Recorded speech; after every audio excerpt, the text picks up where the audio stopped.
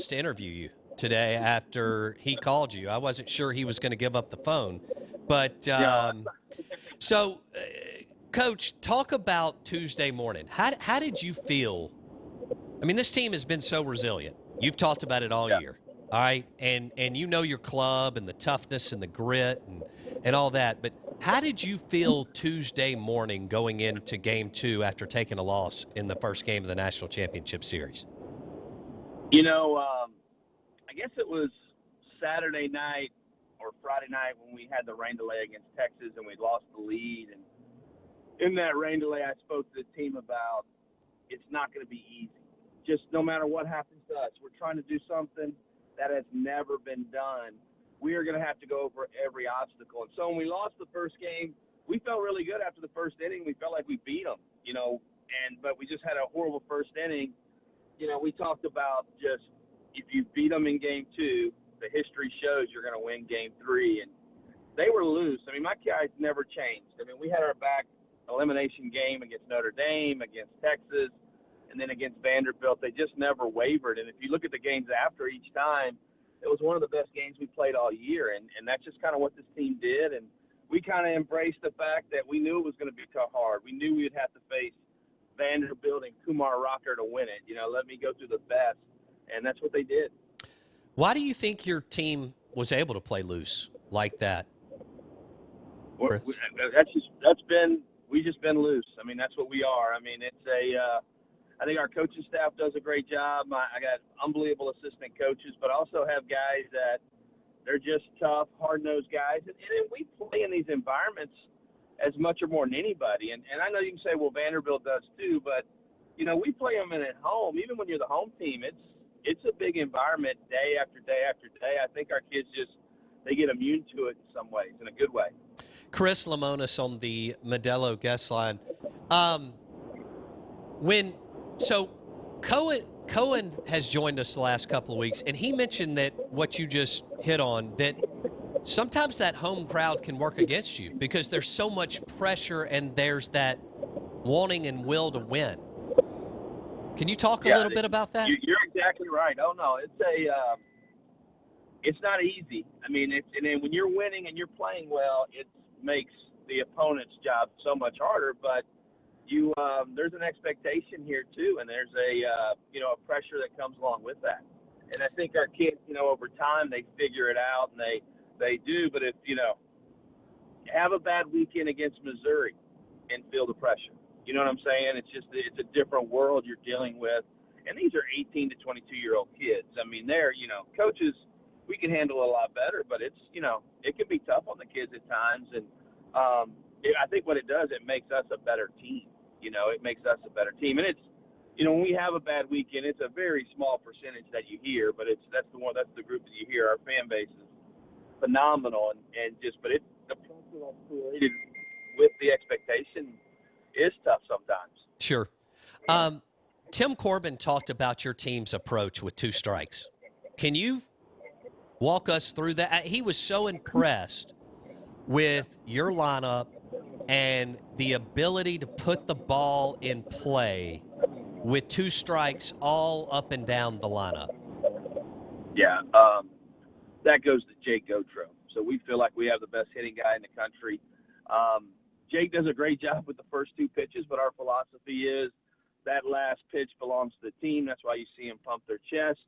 And, we call it the grind, man. We're just going to grind you out and make you work and make you make pitches. And so many times during the year, just not in the last 2 games, we're ending up winning that late game because we've just worn through somebody's bullpen. And I haven't seen the stat, but I would imagine we make the opponent throw as many pitches as anybody, game after game after game. And it matters over time. And our kids they have such a high buy-in. And now they see us on TV, so when they show up, they know they got to do it. It's not I think Jake's first year, you probably had to work a little harder to get buy-in. But I'm just very fortunate we have unbelievable coaches with us on our staff. I mean, that comes from Jake, man. They spend a lot of time pounding that into them day after day. Yeah, Chris Lemonis on the Out of Bounds show as they celebrate a national championship in Starkville with the national championship series win over Vanderbilt. What about playing airless baseball? Yeah, even Coach Corbin referenced his team. I mean, look, Coach, Vanderbilt has been kind of the creme de la creme the last 7, 8, 9 years in college baseball. And Yes. Corbin was talking about your club and the mental toughness. I mean, you had a freshman at shortstop, and you had basically a freshman at third base. And even though they made a lot of routine plays, Vanderbilt and other teams in the tournament struggled with some of the routine plays. And he tipped his cap to y'all and the fact that y'all did not commit an error, not one error all throughout the tournament, Chris. Yeah, it was pretty amazing. And when you say we have a freshman at shortstop, I had a freshman at shortstop that until the last 2 days probably had one hit in the last month. And you talk about we know it as coaches, when you don't hit, it's harder to defend. And Lane Forsythe, he just defended at such a high level day after day after day. It's pretty amazing. And then the hitting came along in those last 2 games, which was nice to see for him, just so he could enjoy it. But Scotty DeBrule was phenomenal defensively from about the midway point of the season. Yes. We have Luke Hancock at first, who never played first base in his life, and I thought was really good. And I thought, Cameron James, I'm just so proud of him because he went through some struggles. I mean, we were a pretty good defensive team all year, except that period when Cameron struggled. And, he worked really hard, and he fought through some things, and he played great defense over the – I don't know how many errors we even made in a regional and super regional that weren't by the pitcher. We had a couple pitcher errors by Bednar and McLeod in the regional and super regional, but we played that type of defense the whole time. And then, our outfield too. I mean, Braylon Skinner makes a play in the final game that, most left fielders aren't making that play in the gap. So, Right. that was a good group, man. They loved it. They embraced it. And when you get it rolling, they kind of knew it as the series went on, and they embraced that. Chris Lemonis on the Out of Bounds Show and the Modelo guest line talking Hail State baseball. Okay, TA and Rowdy, just talk about, you mentioned it in our first interview in February, what they brought to the table. You talked to us in 2019, your first year, about what they had gone through in 2018 and being around Mangum and all of that. But I know how different they are. I asked you about them a couple of weeks ago. But you have coached some great players along the way. Can you talk about not just their play, but their mental makeup and what they are in the locker room? Yeah, well, they are they're a special group, those two. I mean, and they're very different, but then they're a lot of the same. And the same is the mental toughness. The bigger the moment, the bigger, it just never bothers them. And that permeates our team, especially those young kids you just talked about. Like it's Rowdy leading off the game with the base hit, right? I mean, it's just, and they're always in the moment of these games, which is huge. I mean, it doesn't happen. I felt like, when you start getting beat or you fall behind a little bit in these games, some players, and they just kind of disappear. And those two guys never do. Now, you got Tanner on one side. He's the alpha. He's he's in front of everything. And he, I said it all year long. Anytime I gave a speech and we played bad, he's right there behind you. Yes, sir. You're right. Yes, sir. Rowdy's more my laid back guy. Rowdy's more, but they both bring the same mentality every day. I don't think I ever got on either one of them about coming to practice, not being ready to go, coming to a game, not being ready to go.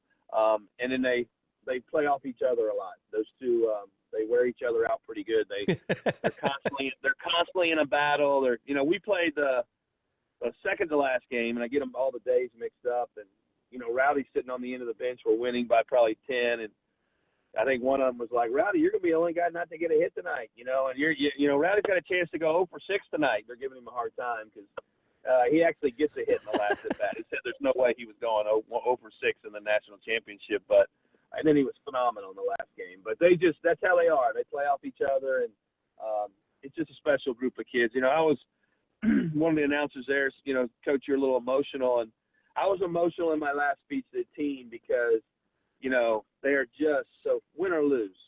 It is such a fun group, and I know I'm going to not be around some of those kids in that atmosphere ever again. And it's just, it was sad a little bit, because we talked about it being our last ride, and so they were a fun group. What'd you tell them before Game 3?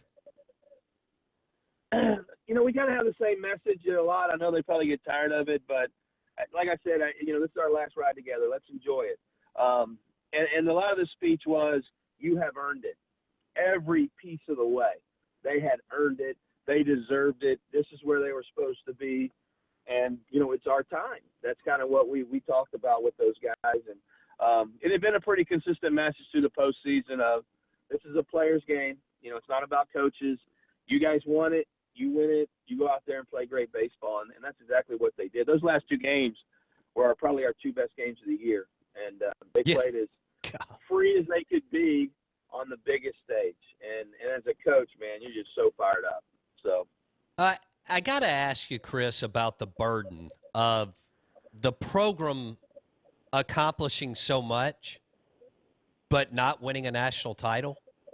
And you're still early in your career at Mississippi State. And we've talked about this the last few months, but the last hour and a half we hit on this. So you're hired, and, people didn't really know who you were, okay? And this, this crowd is, crazy about, this fan base is crazy about. And you've got Cohen, who's a former coach, who's now your AD. You've got Mangum, who was a transcendent player, who you had the ability to manage and kind of understand, I guess, what he had been through. You've got Gautreaux, who had become a very popular assistant. That didn't bother you whatsoever. So you had the burden, but yet none of that fazed you. Why were you able to one, manage that, have the temperament to go through that, and then carry the program to their national championship that they were on the edge of their seats for the last 40 years? I don't, it's funny, when I took the job, so many of my friends and close people around me are like, dang, you're stepping into the pressure cooker. And I said, yeah, usually you get a great job. Everybody's like, congratulations, that's great. And he said, man, you're going into the pressure cooker. And I said, how can you not? You have to embrace it. And it's never easy, it's never easy, that type of stuff. But we, it just, over time, it's a belief in your kids. And I got to tell you this, after we lost game one, it hit me a little bit. I'm sitting there going, God, we've been so close. And I just, I never said a word to the kids or the coaches, but you felt that. You knew how much. This is, people in tears. People, my dad has watched for 50 years. This program's just different. And I've been telling kids since we took the job, like, this is going to be like when the Cubs won it. The Cubs were a unbelievable franchise, but they didn't win for so long.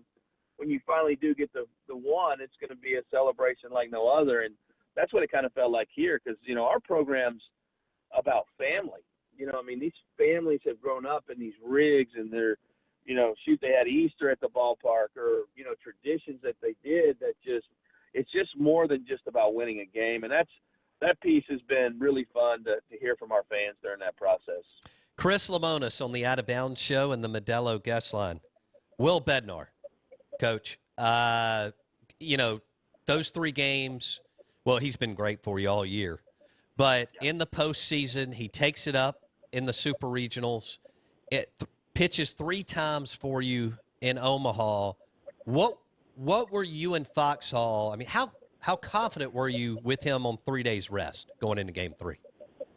Well, the plan was 3 innings. So to be honest with you, he was going to go 3 innings, maybe 4 if the pitch count was low. Then he throws 28 pitches in the first inning. Luckily we get the double play. He gets out of it. But, man, about the 3rd inning, he hit into a groove. And, he wouldn't even come in. He knew what the plan was, too, and he would avoid us in the dugout. So it was one of those, he is an alpha competitor, one of the toughest kids you'll find. And he is where, the one positive for us is, we had taken, and we kind of got some criticism on it during the year, but we kind of, we had such a good bullpen, we didn't have to overthrow our guys, And he had to pitch that day short of rest. It was probably the only time all year that he had to be, put in a tough situation, and he responded. But, he just – he was going back out for the 7th. Like, he wanted to go back out. And Hold on, Will. Yeah, and we had the long inning. Remember, we scored. We got the home run. We got the – we had the big long inning, and those long innings are what kill – some starts sometimes. So right. We knew we had Landon sitting over there with a 9-run lead. So there's no need to put, Will in a tough spot. Yeah. It shows you what we know. We question you in Foxhall on maybe being too conservative with with some of the pitching, but what it did for you in Foxhall the last 3-4 weeks, it allowed you when you needed to in postseason play. You didn't push your guys in February, March, April, and May. Coach, That's right. That's right. And our kids will tell you, I mean, we went out in 19, and I learned a lot because it's not just about a number of pitches, it's just stress. And, Ethan Small was as dominant as anybody's ever been.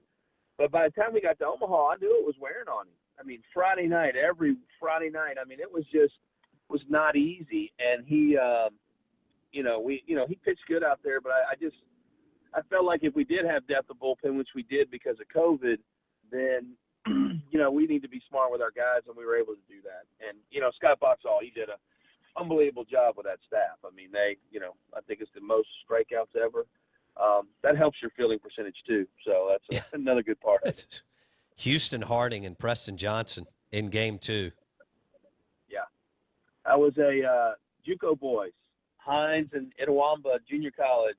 We had a period there of about 48 hours where all our JUCO boys, we're not here today if it wasn't for Tanner Leggett, getting that big hit or Braylon Skinner stealing the base. And then what Houston and Preston were able to do was huge. I joked with Hootie before the game, and just, in our meeting with the team, just act like you're pitching against Hines Community College. It's the same thing, and they all laugh. But they're just tough kids, man. We got, tough kids who compete. And, Hootie probably didn't have his best stuff, but he ran out there and competed. And you could tell in that fourth inning he kind of ran out of gas, but he gave us everything we needed. Man, Chris Lemonis on the Out of Bounds show and the Modelo guest line. Blake, you have a question for Coach Lemonis? Yeah, Coach. Blake Scott here. I've always thought it's interesting that, Mississippi State's the Bulldogs, and it's felt like this baseball team has always been the underdog, the Bulldog. Like, even though they've had tradition and program history, not getting that national title, it's always been like, we're the underdog. We have to fight for respect, right? Well, I thought it was very apropos that you have Braylon Skinner steal a base and Tanner Leggett hit a knock-in, two guys who have played very few meaningful minutes, especially lately down the stretch for you. Can you talk about your team's mentality of how guys like that, Houston Harding, who's not a starter all season, has pitched big innings but has not been a starter, comes in, starts 2 games in like 6 days.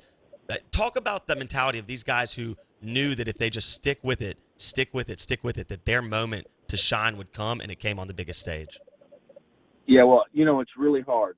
This was the hardest year to manage because we had such a big roster, so many good kids. I mean, I'm crushed afterwards because, you have some kids that don't even make your 27-man roster, and then they could play for almost anybody in the country. So your culture being bought in and just being a part has been really, really hard. And we spent a lot of time with it, and I think that's where you see a Tanner Leggett still be able to be in the mindset of I can help this team. We had Josh Hatcher lost his job 3/4 of the way in, and still went out there and gave us 2 big hits and 2 big rallies over the weekend. And just, all these guys that just, they're just bought in. They want to be great baseball players. And I give that back to our players, number one, but also our assistant coaches who are coaching them every day. And, Goated returned to me when we first got to Omaha and said, Tanner Leggett's swinging it well right now. That's kind of why we started making that switch, because we hadn't done it a lot with Lane, And we felt comfortable that Josh could go out there. Josh was swinging it well. That could help us. Some other guys could help us out while Lane was struggling at the plate. Out of Bounds, 105.9 The Zone, ESPN. How many people have you heard from in the last 24 hours?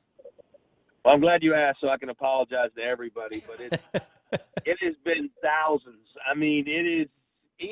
One of the neatest things for me is it's players that I coached at the Citadel, Louisville, Indiana, here, and so many friends in those communities that I've been in. And I apologize to everybody who we haven't gotten back to, because I can't even answer my text messages right now, my emails, the amount of, we have taken thousands of photographs and autographs just being in Omaha for 2 weeks. And, if we miss you for some way, well, I promise you'll get a chance to get an autograph or a picture at some time. But it has been really hard. It's just very overwhelming at this point. So we got a parade today. I'm sure it's going to be crazy here in Starkville, but it's, I'm trying to get back to everybody in time, but it has been, it's like I told our team yesterday, I told Tanner Allen this is probably not true, but I said there's going to be one day you walk in somewhere that nobody's going to know who you are. So you might as well enjoy this. But I'm sure they'll always know who Tanner Allen is in this town. So Hey, Coach, I got to share a quick story with you. I rode to the airport yesterday in Omaha in the airport van with a guy named Michael Allen from Daphne, Alabama. He took a plane from on Saturday from Pensacola, was supposed to go to Chicago to Omaha.